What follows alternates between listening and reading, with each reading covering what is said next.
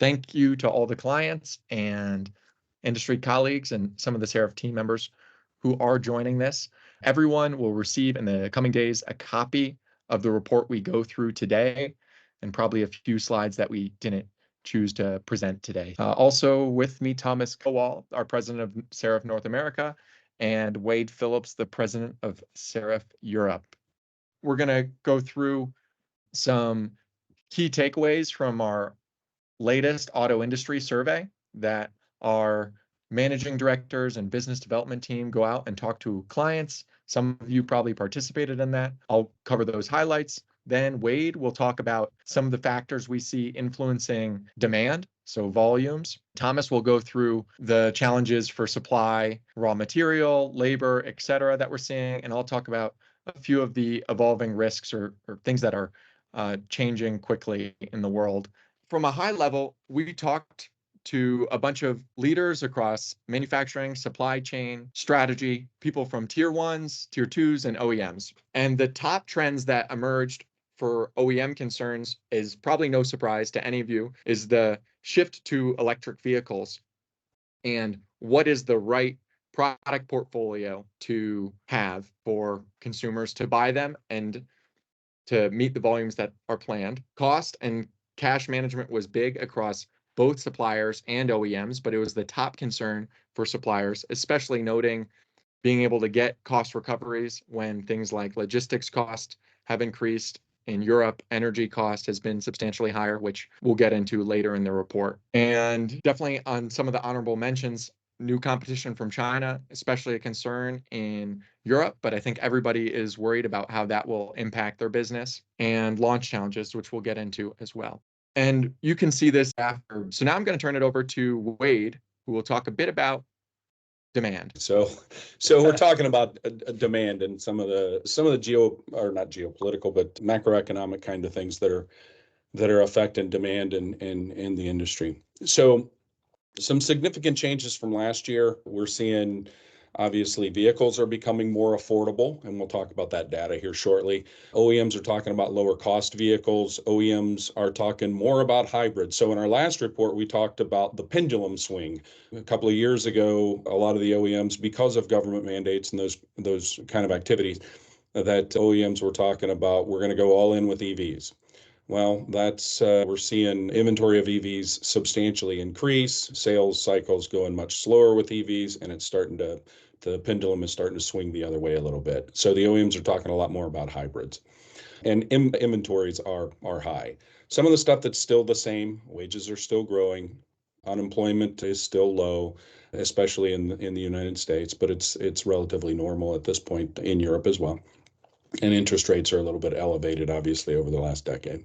All right, so we just talked about unemployment, wage growth, and inflation. You can see those spikes as a result of basically the pandemic. On unemployment, things are relatively normal, back to normal now. Wage growth, wages are still growing, but growing at a lesser rate than they once were, but still elevated from 5 or 6 years ago. And that's, I think you saw in the survey results in the tier ones that's significant for the tier ones, that continued wage growth. And then inflation, yes, it's reduced substantially from what it was a year or two ago, but still higher than it was 5 or 6 years ago. So finished vehicle inventories. So 2022, that's kind of the result of the pandemic, we'll say. But then 2023 and 24, we're up 48%. So Toyota and Honda are probably the best that in the market in inventories. They're still relatively normal. As a matter of fact, the Toyota and Lexus, they're speaking internally about potentially being maybe a little too lean with regard to inventories. But others like Dodge is substantially high from Stellantis. And then average new vehicle pricing, interestingly, last year 47, and it's grown a little bit. It's grown by about 3% or so for 2024. But what's more interesting about this, and the data is not necessarily here on the graph, but about that time we were talking about 45,000 there in 2022 being the average vehicle price. The average price was around 55.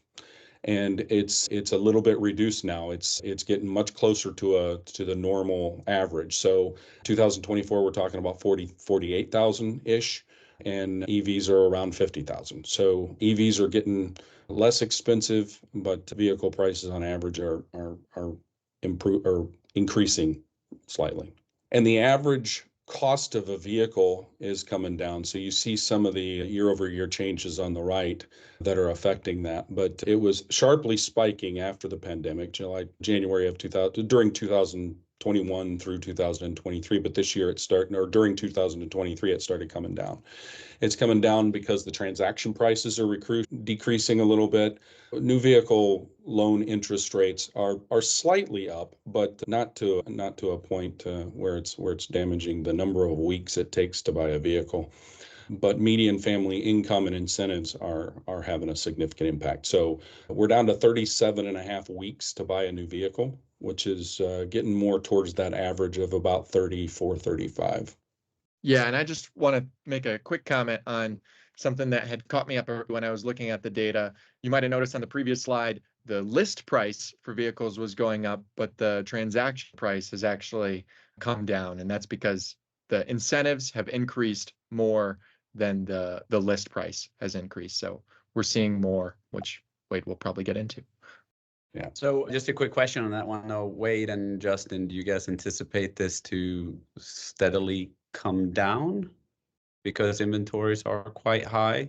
So we've been tracking this index for a while, right? And since the last two webinars, we've started seeing that coming down and coming down. Do you anticipate it continue going down?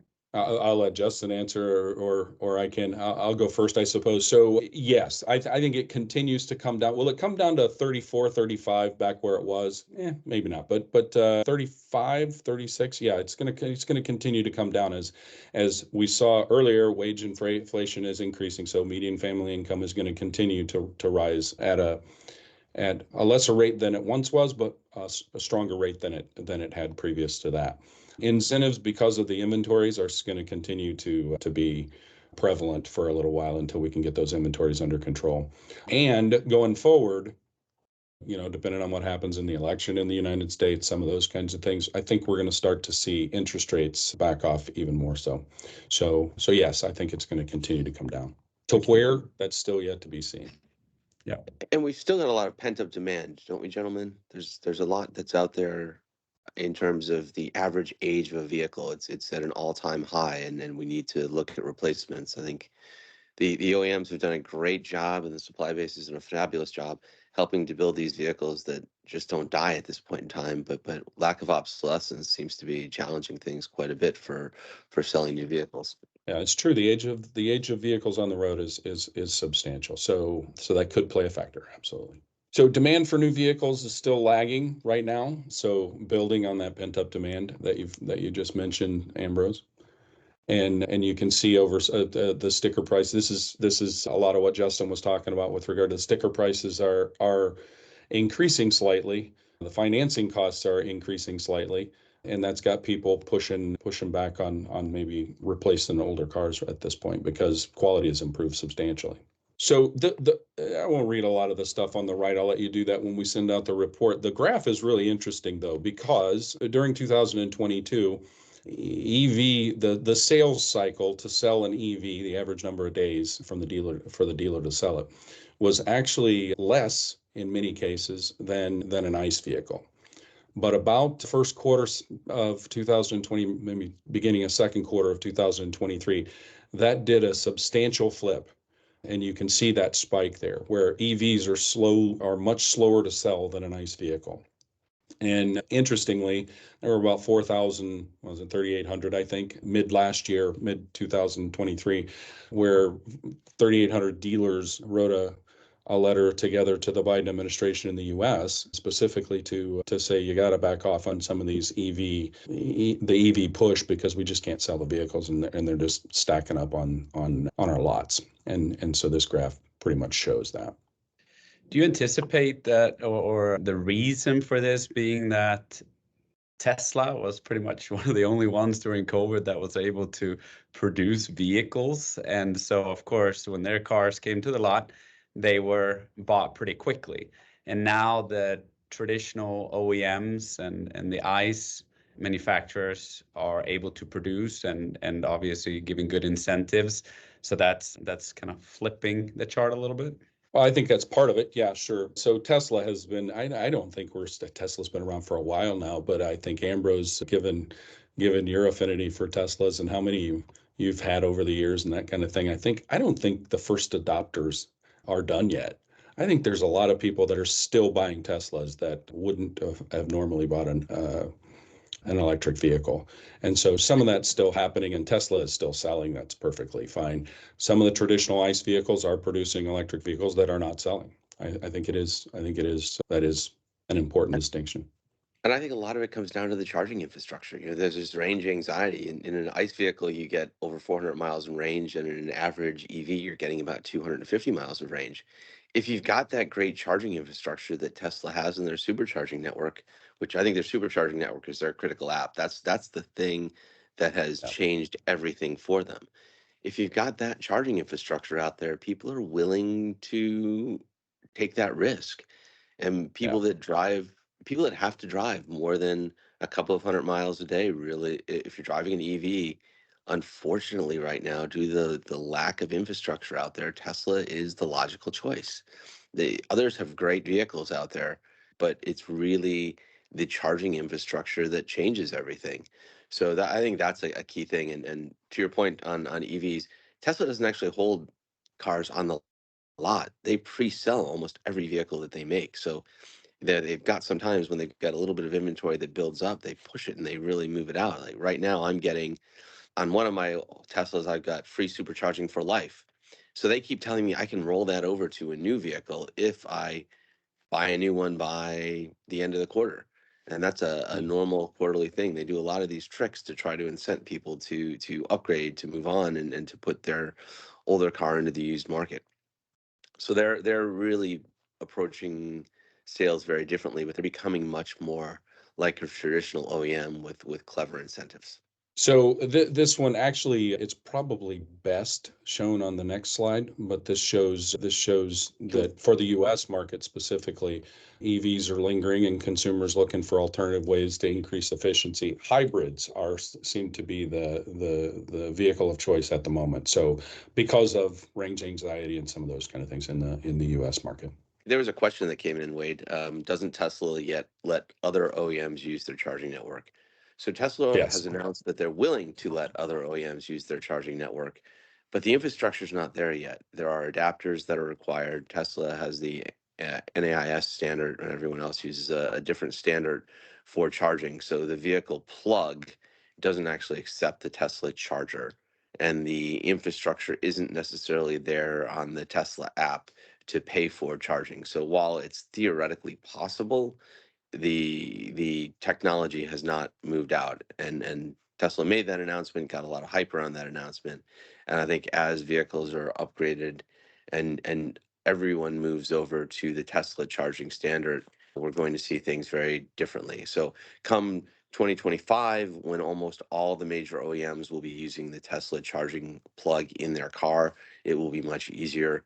But we expect people to pay a higher price for non-Tesla to charge at a Tesla supercharger to help alleviate congestion and drive profit to Tesla. Hope that answers your question.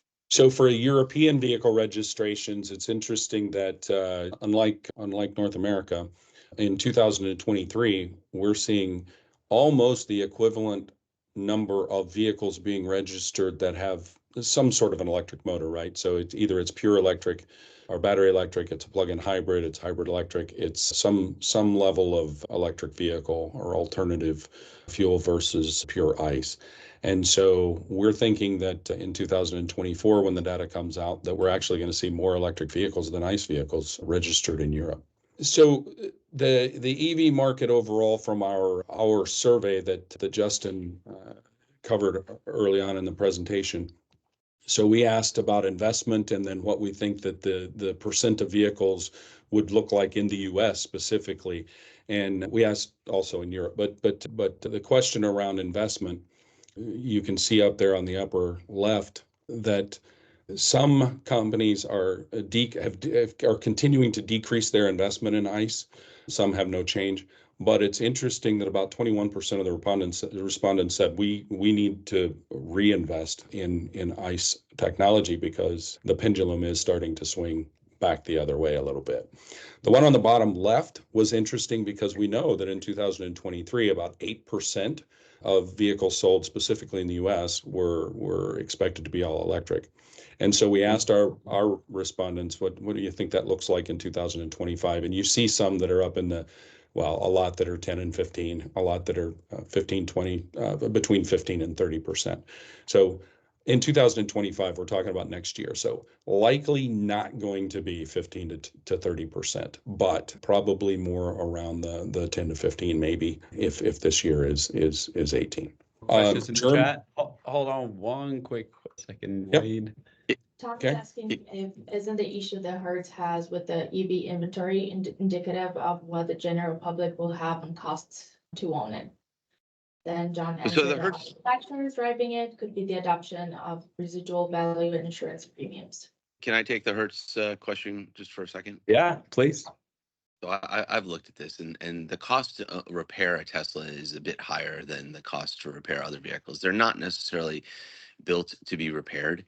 My first Tesla, I had a early Model S, and someone backed into the car. They damaged the rear quarter panel on the driver's side, and the cost to repair that, I was shocked when I got that. It was close to $30,000 to repair a dent in a rear quarter panel, and I think we're all in the automotive industry. We all know that you should just be able to pull off that panel, put a new one on, prime it and paint it, and $1,000 later, $1,500 later, you should be done. That was a mind-blowing thing, and it was because of the way that the vehicle is put together, the all aluminum construction. It wasn't really a frame, it was more different pieces that were welded together. So there was a lot of ungluing and regluing and rebonding that needed to happen. It was fairly complicated, and I got to go to the body shop and see it deconstructed and put back together. So that cost is pretty high. Some of the wheel choices that they use, some of the other things that Tesla has chosen, just really show higher wear. But in general, the overall cost of ownership, because I've had ICE vehicles my whole life, and we have Teslas. I have a Tesla, and the company has some Teslas. The overall cost of ownership for the EVs, for Teslas in particular, is much, much lower. And then we've got some Rivians as well. The Rivian cost of ownership has been even lower. They're great vehicles, highly reliable. As vehicles like that come out more and more, I think we're going to see consumers really pivot to those. I also live in California, where we've got great charging infrastructure, both Tesla and non-Tesla. And the number of Rivian SUVs that I'm seeing, for lack of a better term, soccer moms driving out here is incredible. It's the car of choice right now, and it's a true 3-row full-size electric SUV with a true 300-mile range. So I think as vehicles progress, as technology develops, we'll see more come out. And I did get a dent on a Tesla, on a Rivian, and to replace the front quarter panel on that, because someone bumped that cost was $1,300. So much more in line with what a traditional vehicle would cost to repair. And I think Tesla and some of the Model 3s and Model Ys, we're seeing new focus on cost to repair. So hopefully that continues to evolve, and we continue to see those costs go down. But I think Hertz needed to install a lot of new infrastructure. They needed new chargers. I don't know if you ever rented a Tesla from Hertz, but they weren't really able to charge those cars, and it wasn't something that they liked to deal with. They had to put a wall of chargers in. They had to have a special dedicated area. They had to completely break their process. They weren't set up to handle it. They didn't train their people to handle it, and they didn't have enough people to handle it. So for them, it was a massive cost increase simply because it was outside of their normal process, and it took longer to turn those vehicles. And they couldn't get a premium for them as they initially were. So hopefully that answers your question there. Thanks, Amber. Germany specifically, so we kind of switch into the European market here, and Germany has traditionally had significant incentives and subsidies and things like that have driven some of the EV sales. So you see on the chart on the left there how EV, since just in the past 5-6 years, has grown substantially in the number of cars that are registered in Germany. We expect that to slow down a little bit simply because they're starting to pull back on those subsidies, but will still continue to grow. Italy, however, we don't really have a chart on here, but Italy is actually increasing their subsidies somewhere around something like that. And so they haven't been adopting as quickly as Germany, and so they're increasing their their incentives and subsidies to do that. Promoting significantly promoting their domestic automakers, obviously. Yeah, and as we discussed a little bit as well, being in a European now in the US and you're an American in Europe, if you look at the distances driven in Europe, it's a lot shorter distances. So range anxiety, I think is a little bit different. Of course, it helps when you have subsidies, but I also think just the driving style. So in the, living in Rochester, Michigan, going up to Traverse City is kind of normal thing that the folks in Michigan do. You have to be able to drive that distance so you feel comfortable. In Europe, often if you have more than 2 hours, you're taking a train or you're flying. So it's just a little bit different there. And I think that's part of why the adoption is stronger, but obviously the subsidies help tremendously. So Thomas, you're driving an EV. What's your view on driving an EV in Michigan? How easy is it? How good is the infrastructure? Can you charge, or is it a challenge? So I drive a Rivian, and I have to say that fantastic vehicle. I charge it every night at home. I ended up getting it in the summertime, so I got the 347-mile range, and it really met that range. It was fantastic. The problem was when driving my son to his soccer tournaments in Ohio and Indiana, or driving to visit clients of ours in the Midwest, it was very tricky with the infrastructure, to your point earlier. So that was, you had to plan the trips. It did become cumbersome. I'm a huge believer, love the performance, love the vehicle, but we need the infrastructure and we need those fast chargers for the Rivian. So driving around town, driving down to the airport and back home and to the office and clients, perfectly fine in Michigan. But as soon as you start heading down to Ohio, Indiana, and so forth, Illinois, it gets a little bit more tricky. So, but super fun and a good vehicle. Okay. So that's it for the demand side. Is there any other questions that need to be brought up before we move into supply a little bit? Thomas? All right, I was going to say I'm going to talk fast so we can have questions later on and dialogue, but sometimes I'm rather long-winded, so we'll see. You can stop me here. But everyone was aware of last year we had the issues or the downtime during the UAW negotiations. Really tough time for everyone out there. So we covered that in the previous report. If you look at it from a raw material lithium standpoint, that's positive. That's gone down. Ocean freight overall, or containers, so of course it spiked during COVID, came back down again, came back up again because of the Red Sea and the issues that we're seeing with the freight coming from Asia Pacific and through the Middle East there. Now we're starting to see container costs coming back down again. What we'll talk about here at the end of this section is also what suppliers and OEMs are doing to save on cost. And what we've seen from our clients, the ones that have been very effective in their negotiation on freight, have been able to save quite a lot of money. So being agile in how you negotiate your freight cost is huge. So taking that into consideration. Then topic here, launch delays. You guys are seeing it. The cost of sitting on capital is tough. Labor availability, especially for skilled workers. We've talked about that as well. And then at the end here, we will also go through what are people really doing to impact their cost structure. So not just talking about the problems, looking at what are companies doing from our survey, what did we understand that companies are doing to impact the cost structure. And then last but not least here too, from a UAW standpoint, for the folks that are not in the US or in the south of the US, the topic is not over yet. There's a lot of pressure from the UAW in the south of the United States, trying to get into either the Germans, German OEMs, the Japanese, the Koreans. There's votes coming up late spring, early summer, and from our contacts down there, there is a big risk that one of the OEMs down there become a UAW facility. And then last but not least, before we jump into this, I just want to say thank you so very much for anyone that participated in the survey. Thank you for everyone that's on here. And most of all, thank you to the Seraph team that's put this together. this does take a lot of effort and a lot of work. So for all the folks that have been involved in this, thank you so very much. Now, 2023 was difficult, with 34% of the launches being delayed. As you know, sitting on capital that's not producing parts, sales, profit is impacting the supply base a lot, and the OEMs. Everyone is already struggling with cost of these delayed launches, manpower cost, material cost, and so forth. So why are we seeing these delays in the launches? So one of the reasons that we are experiencing from a Seraph standpoint, we see new technologies being introduced to the market. So you have the software architectures changing, ADAS, LiDAR, new players coming in, high technology. Some of that's causing delays. So they're having issues actually validating their product and making sure that it works in mass production.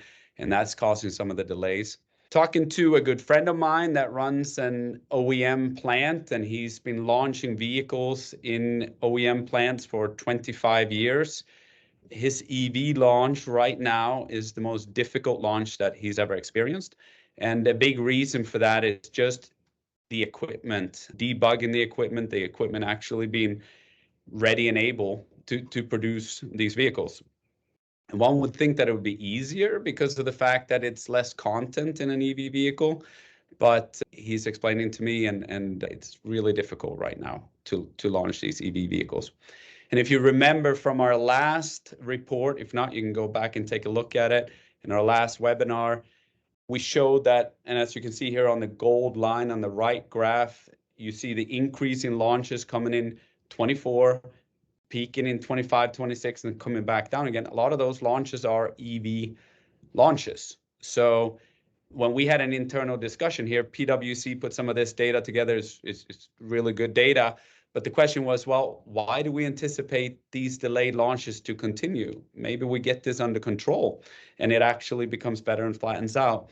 My personal reason for thinking that it won't is because we already are behind from 23 in our launches and had issues. And as Seraph knows from all the projects that we do globally, when you have a plant that is already struggling, poor quality, premium freight, and so forth, and then you add a bunch of new launches to it, doesn't usually help the situation. It usually complicates the situation further. So we anticipate these delays to continue. So please be cautious with your capital expenditure and align that with your clients. Thomas, there's a question around the delays. How are we defining that delay? Are we thinking days, weeks, months? Months, unfortunately. So if we look at some of the delays that we personally as Seraph have been involved in, we're looking around 4 or 5 months. There's another one, famous vehicle, that it's almost two years delayed. That's an extreme, but it's in the months. Depending on which client, which level of technology this vehicle is having, the more complex technology launches, the more delays we're seeing. As you know, labor costs are increasing. So what are people doing about that? So we have delayed launches, we have labor increases, creating more difficulties. And what companies have already done and are doing more of is moving manufacturing to Mexico.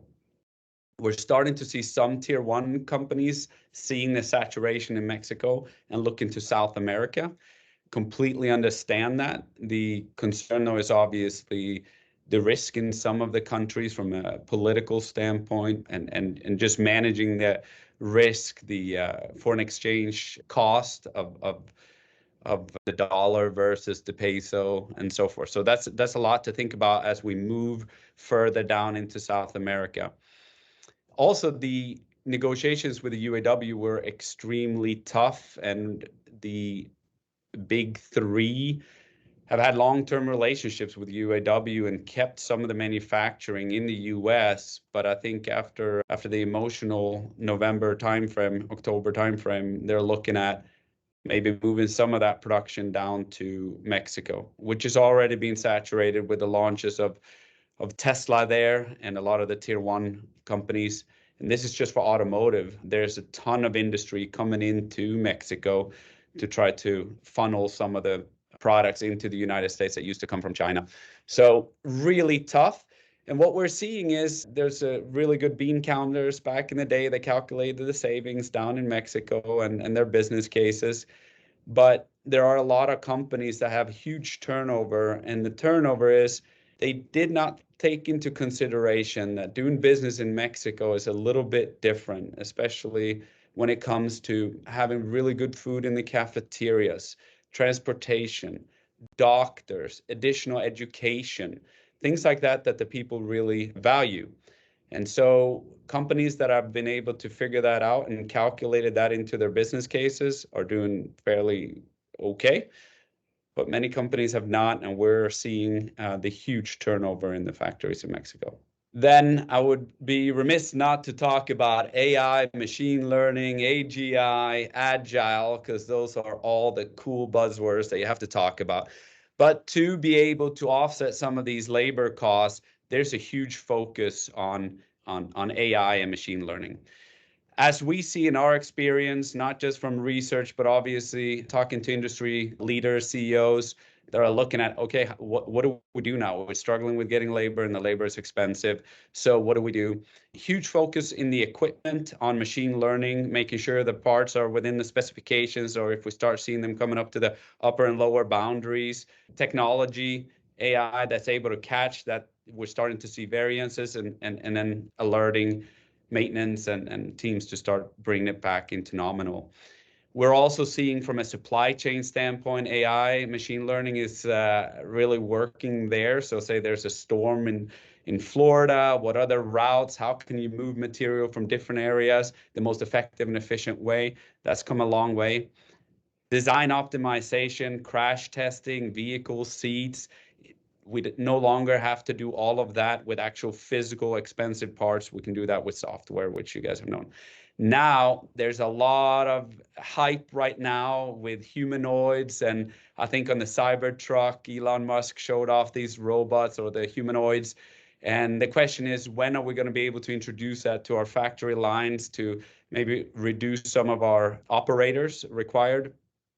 Now, I don't know exactly when this is going to happen. This is just personally my opinion. But if we look at Elon Musk's statements from the past, his recent biography clearly talks about when he came out and pushed autonomous vehicles will be there in 2017, 2019, 2021. We still don't really have autonomous vehicles out there yet. We're involved in that world a little bit, and that's going to take time before we see that. So my personal opinion, humanoids actually having a massive impact on the production facilities and reducing headcount. I don't really see that for another 5 to 10 years. And this is just a prediction, and that's a very, very small amount. On the other hand, the things that you see here on the left side from a production, supply chain, and design optimization, that's moving really fast. So when we're talking about robots, there are different robots. There's robots as humanoids, and there's robots, Fanuc, ABB, the arms, the robots inside manufacturing. There's no question.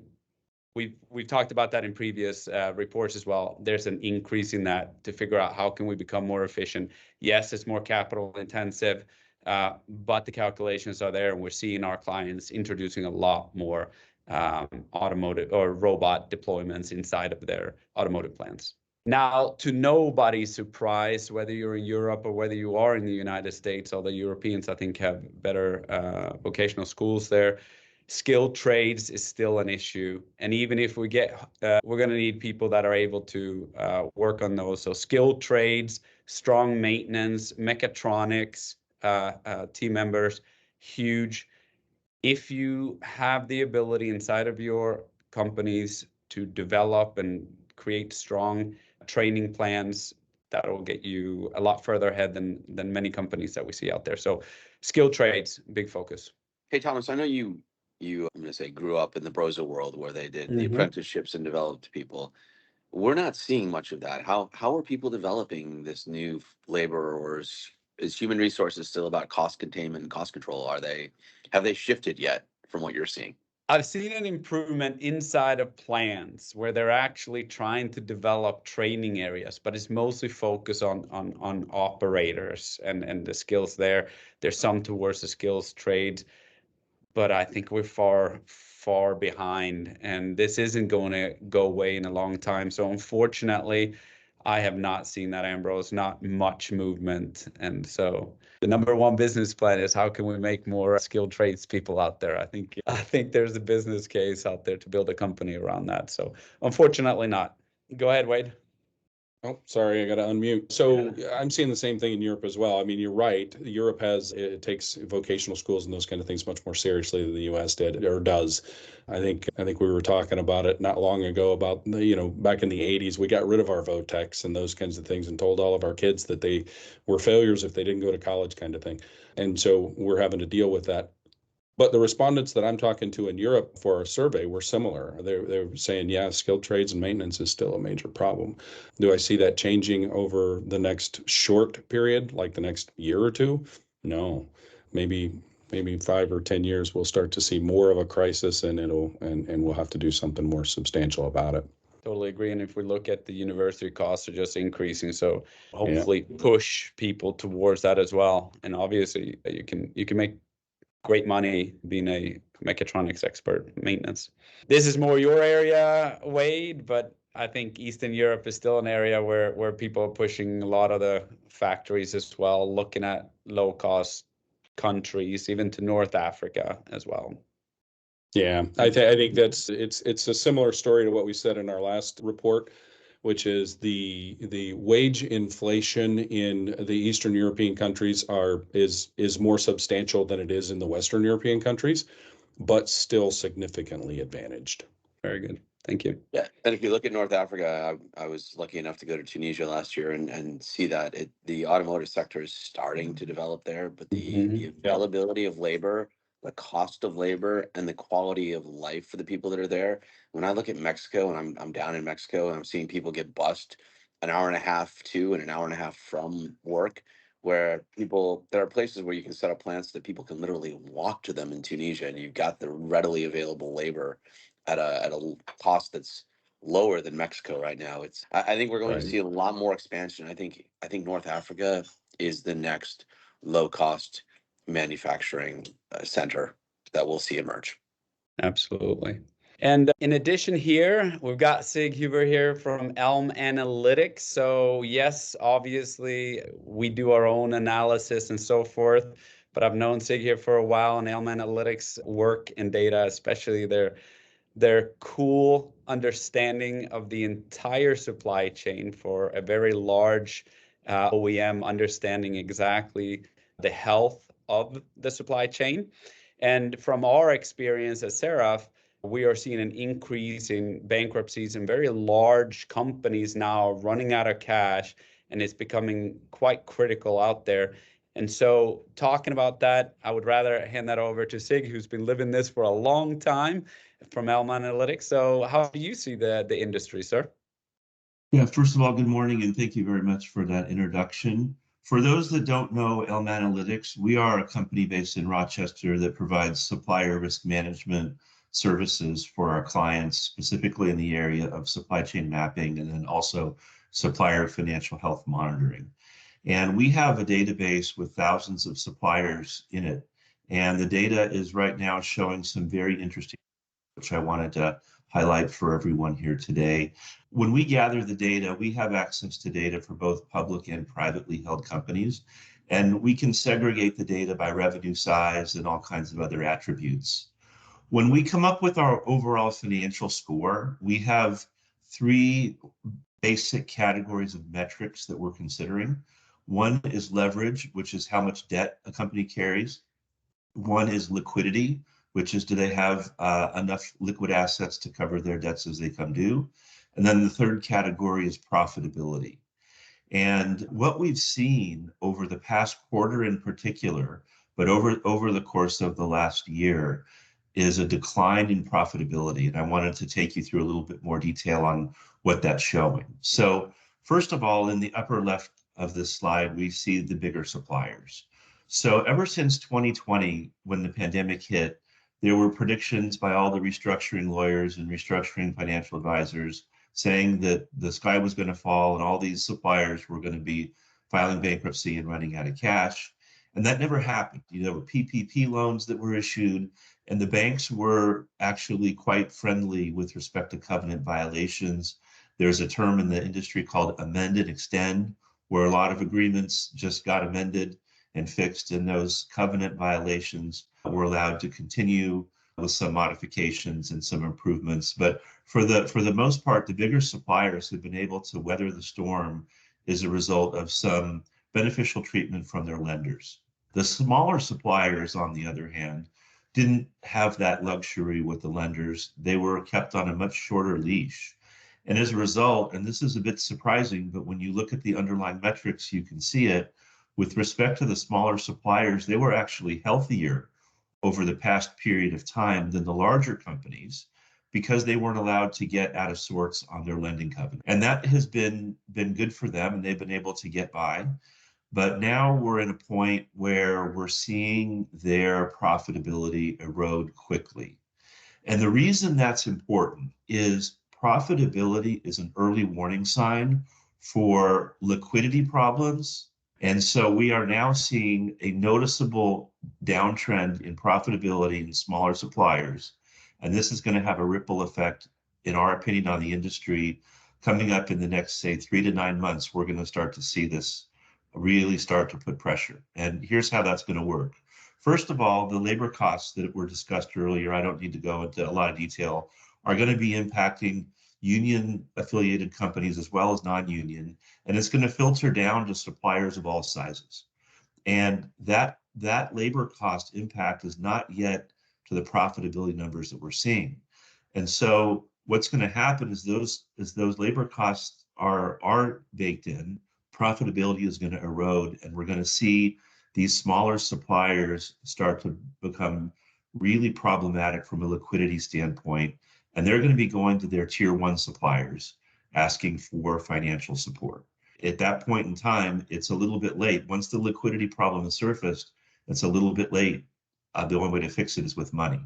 At the same time, the tier ones are going to be squeezed from their OEM customers who were suffering with these high input costs and high labor costs, and are going to be looking for cost reductions from the tier ones. So the tier ones are going to get squeezed on the top side by cost reduction requests and demands from their customers, whereas their suppliers are going to be coming to them with price increase requests due to their own insolvency. So we see this playing out in 2024, whereas the tier ones have been getting by quite nicely. The pressures are going to be exerted on them from both sides, unfortunately, in 2024, based on the data trends that we're seeing.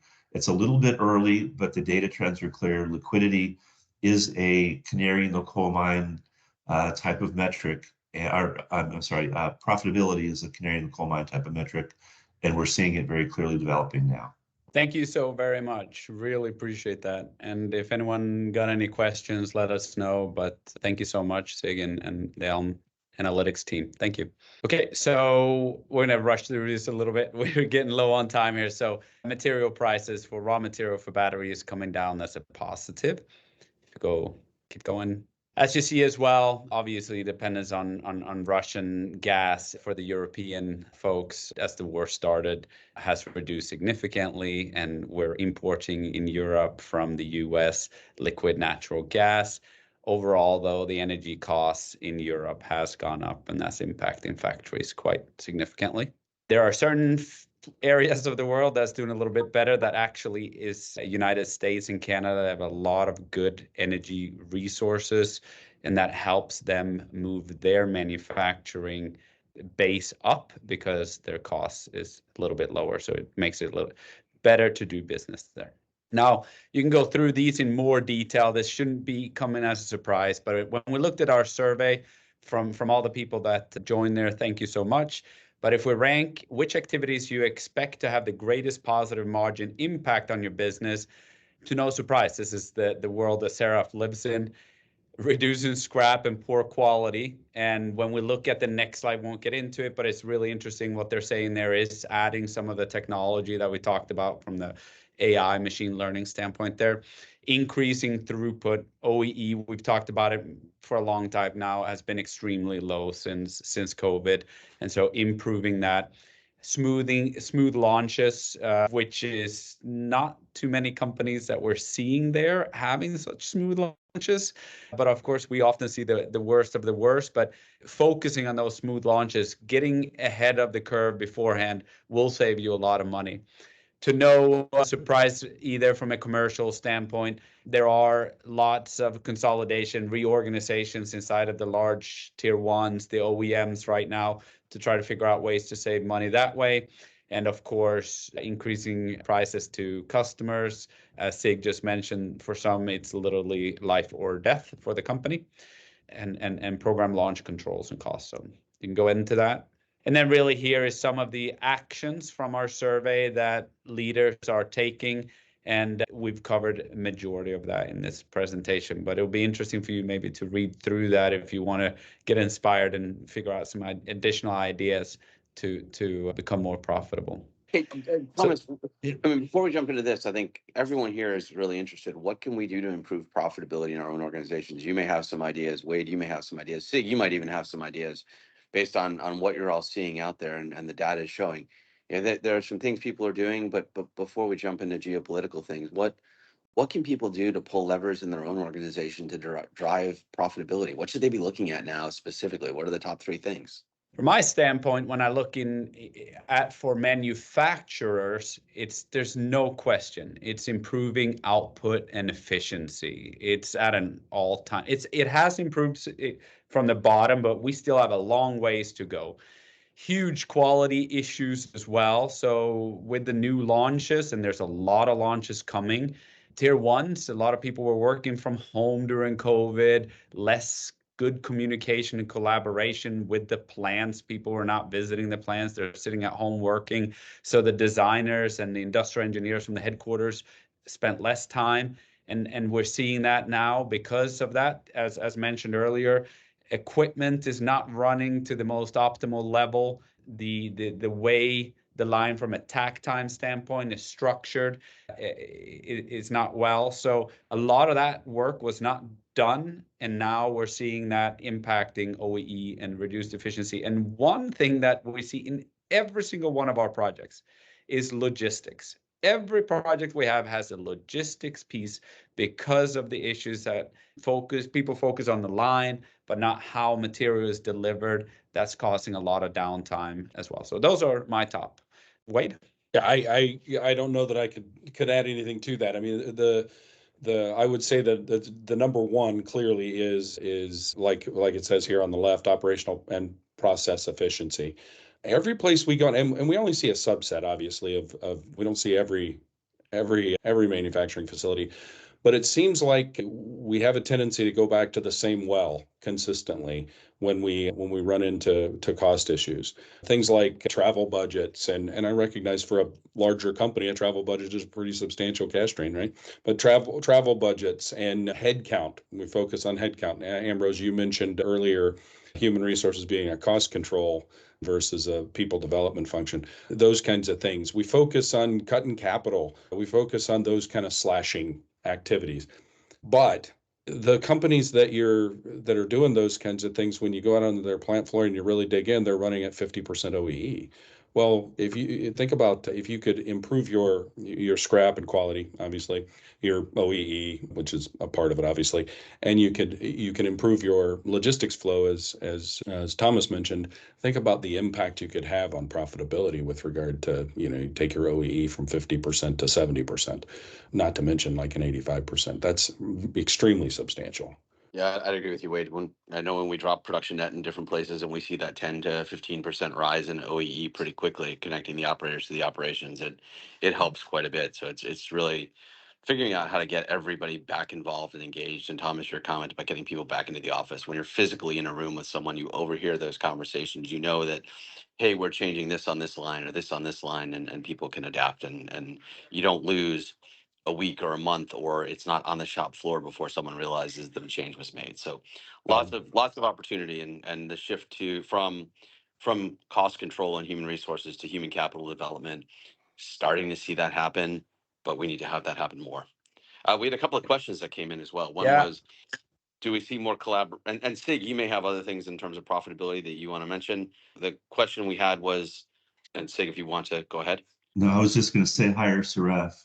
I appreciate you saying that one. I was also going to say, I don't think I'm winning many friends by saying more people in the offices and in the factories. I think there's probably, I lost some friends on that one. But yeah, the world is back. And I do believe, to your point, Ambrose, humans collaborating together is huge. And then Armando asked a great question here. Do you feel automotive industry is prepared to react to demand fluctuations through a true collaboration between OEMs, the tier suppliers, in order to optimize working capital? Armando, that is a really good question. I think I may have to be very careful in answering this one.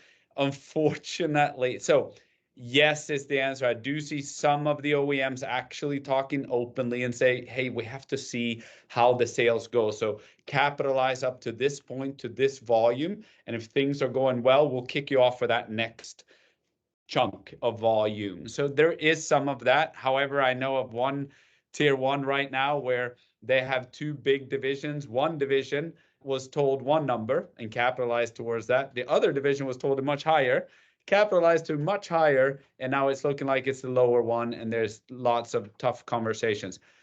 However, normally I'm a pretty optimistic person, but unfortunately, when it comes to the collaborations and what we're seeing, I don't know. Unfortunately, it's who's got the most leverage in these negotiations. And automotive is brutal. If the tier one has leverage, they will use it towards the OEM. If the OEM has the leverage, they will use it towards the tier one, up until the tier one may get into some real topics discussed by Sig earlier here. So I would love to be super optimistic. There are some great people out there that work together. There's a lot of people that unfortunately don't. That's my opinion. I think a lot of the OEMs and I think they're trying to collaborate. I think that it's really difficult because they're kind of a victim of the market, right? And I think they all believe that let's shift to EVs and let's start making EVs and we're going to sell them like hotcakes. And then that didn't happen. And so what does that do? Causes a ton of variation in the system, because now you go from EVs on one side and you shift the pendulum completely to the right and say, okay, start making the ICE versions again. And tier ones say, I don't have any ICE version anymore. You told me not to make those anymore. So I didn't capitalize on that. So I think just by virtue of the market, it's driving a very difficult environment to collaborate. But I think they want to try to collaborate more than they used to.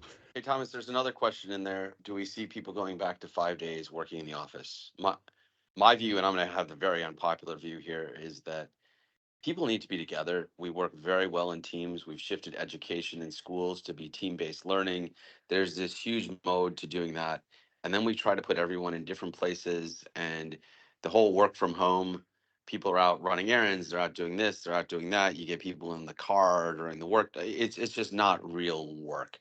I think we're going to have people coming back into the office 5 days a week. I think it's going to happen sooner than anyone expects. It'll be by the end of the year. I think we'll be there, and it's going to happen in order for us to be productive again. Not that you and I ever argue, Ambrose. That's never happened, or take two different viewpoints. I agree with you to some degree. I think that full 100% 5 days a week, I don't fully agree. I think that's there's going to be some work from home, or maybe you're in the office 5 days, but you're there for 4 hours. It's 10 hours in the office. Yeah. This is automotive, Thomas. When you're going to be working from the office 5 days a week, and then you're going to be working from home 2 days a week.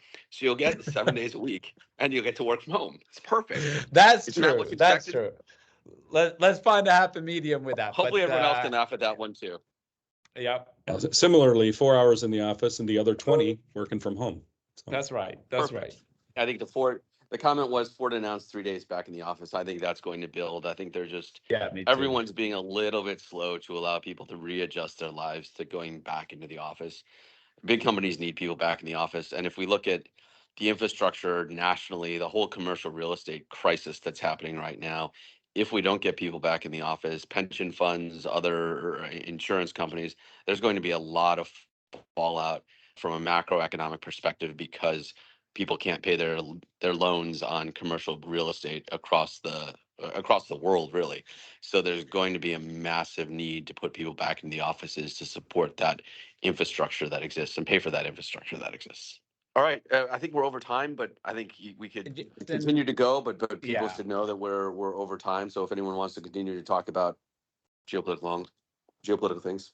Yeah, and everybody will be in the next coming days. Everybody who attended this that gave their email will receive a copy via email. So thank you very much for participating. For those of you who liked, shared, all that stuff helps us get this out to more people. And before I go into this last section, we really want this to be useful for you and our clients. So if you have any ideas or things you want us to investigate, we have many people that are in many plants across the US and Europe and Mexico.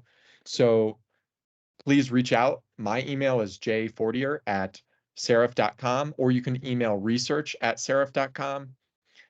And we'd love to include that in our next automotive report. So thank you everybody for attending. I'll go into this last section, but everybody will get a copy of this report.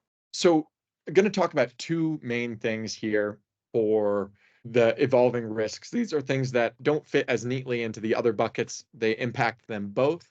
But one kind of on the demand side, the Chinese automotive companies that, especially now with electric vehicles, they came from cell phones.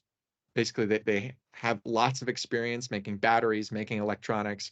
And so some of the advantages that European and North American OEMs had with the ICE powertrain, that's going away a little bit, and they're very cost competitive. So we're seeing that. And then If I can talk a little bit more about that, as they go into the raw materials, the Chinese have taken over Africa. They are controlling the mines in places. So they pull the material out of the ground, they process it, they refine it, and they make the key ingredients. Most of the world's rare earth mineral supply chain right now is controlled by the Chinese. And for batteries, the Chinese truly control the mineral supply chain. So it's a very interesting dynamic, and it's going to be hard for the rest of the world to catch up, and it's going to take strategic investment by governments outside of China in order to make that happen, because the Chinese government has subsidized and invested in that supply chain. And even with a 40+% overcapacity to make EVs in China right now is what was last reported. And the head of XPeng really talking about a bloodbath coming for the Chinese EV industry. There's still an existential crisis that we're going to see in North America and in Europe as these Chinese companies set up footprints. BYD is looking at establishing a plant, and they're well in negotiations right now to open up a plant in Mexico. When they open up a plant in Mexico, they'll be able to take advantage of NAFTA, and they'll be able to ship those vehicles into the United States, assuming they open up a supplier park there too, which is part of their plan. Same in Europe, they're going to do the same thing. And if they can produce a car for, right now I think, Thomas, the car we saw from BYD in at the Munich Auto Show was, I think, like 15,000 euros, and that really looked a lot like the Tesla Model 3.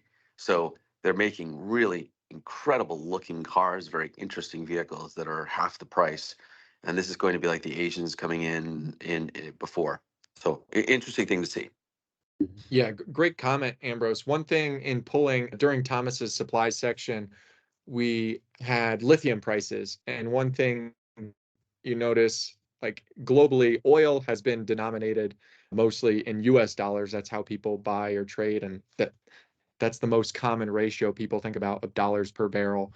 But for lithium, it's denominated in Chinese currency. So that just kind of illustrates a little bit about that shift in the supply chain Ambrose was talking about. And something that came up a lot, another point, the Middle East causing challenges for global logistics in terms of cost and capacity, which we'll get into. At a high level, the US has been continually over the last few years increasing the amount of tariffs or other fractions on China. So they've done it much more. If you look on the left-hand side, you'll see the US has taken much more action to protect trade than the rest of the world, and Europe's even lower than that. And so on the next slide, I'll talk a little bit about some of the implications there, especially for the automotive industry.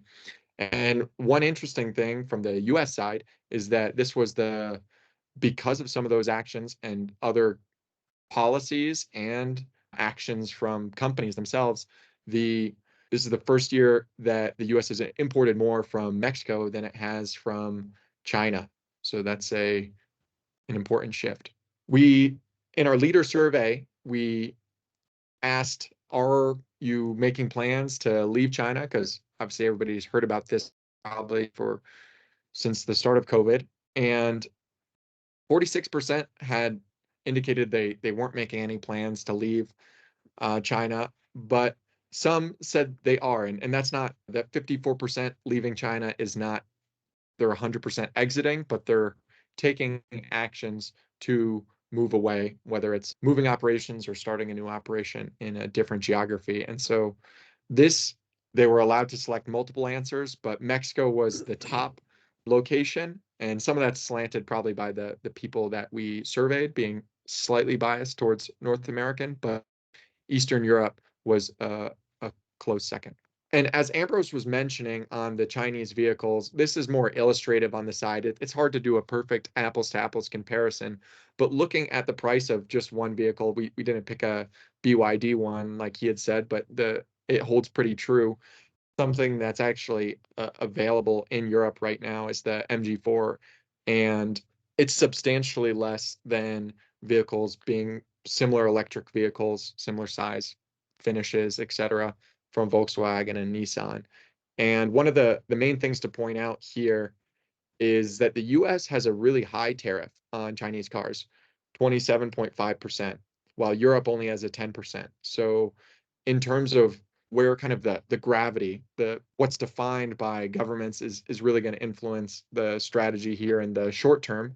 Long term, I think we'll probably see entrance into the US, but especially once they have a factory in Mexico that's covered by the USMCA. But in the near term, Europe is much easier to export vehicles to, and Mexico is another place where that will take effect. And to close out, we'll just talk a bit about the logistics. If you're in logistics, you 100% have focused on this issue. Some of the other people might not have been as exposed, but the attacks on shipping vessels going through the Suez Canal, that's able to save 8 to 14 days, depending on how fast the vessel's moving. It's causing a decrease in the overall capacity, like how much space is available on boats because they're going longer. And that's caused some disruptions. Last month, we saw Tesla in Germany delay or pause production.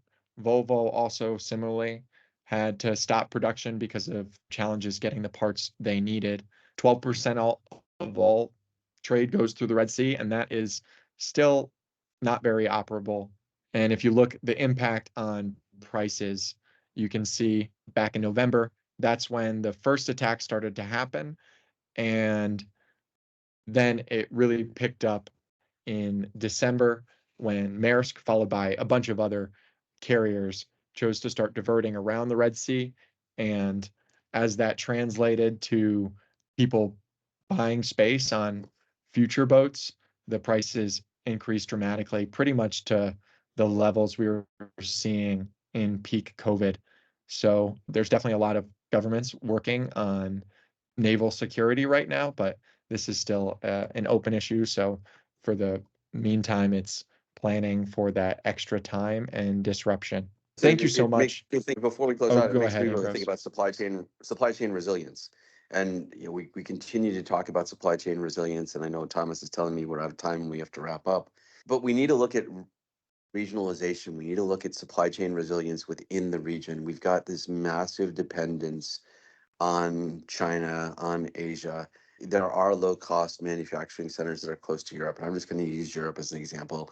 I was lucky enough to visit North Africa. I got to see Tunisia. I know Morocco and Algeria also have a lot of inexpensive labor that's available and is ready to go. And then they're starting to develop engineering talent. They're starting to develop management talent. There's an opportunity to look at regionalizing and using the true low cost hubs that exist. I think, Wade, you were out in Macedonia. There were other things to see what, other places where we could go, where we could set up outside of Asia to bring things back. Because I think the outside of the geopolitical tensions we see right now, there's the whole Taiwan issue. There's the whole what happens if an administration comes into the U.S. that is truly anti-China, and we see 60 or 600% tariffs come in on China because they didn't meet the commitments that they had made to the Trump administration last time. And if Trump comes back in, is he going to slam them with something that grinds the economy and forces this supply chain resilience to happen? I think there are a lot of wild cards here, and I think if we look at the freight issue that Justin talked about, we've basically taken and added 50% time to the transit from China to Europe. And that's very impactful. That's going to continue to drive costs and drive things. And that's not going to change anytime soon. But we haven't gotten to the point right now where we're willing to let the special forces out of Djibouti or other places go in to really get these guys and stop these attacks on commerce. So we're just trying to do it from the air. We're trying to do it from a distance, and that doesn't really work. So I think there's a lot that's got to get resolved, and geopolitical risks are going to keep us all on our toes. But I'd encourage everyone to think about and talk about supply chain resilience, and happy to have conversations with anyone that would be interested in having a conversation about supply chain resilience. We're talking to a lot of our clients about that, and I think it's a big issue. Thanks everyone for joining us. Justin, I'll turn it back to you. Yeah, I think I already pretty much gave a closeout before, so thank you very much for joining. If you don't follow Seraph on LinkedIn, that's a great way for you to see our latest reports. We don't always do big reports like this one. Sometimes, like during the UAW strikes, we were covering it on a weekly basis with small updates. So I'd encourage you to follow us if this was at all helpful. And once again, I'd love to hear from you about how we could provide more value to you with the research that we do. So thank you very much. Thank you, Thomas, Wade, Sig, and all of you who attended. Have a wonderful day. Thank you all Thanks, so guys. very much.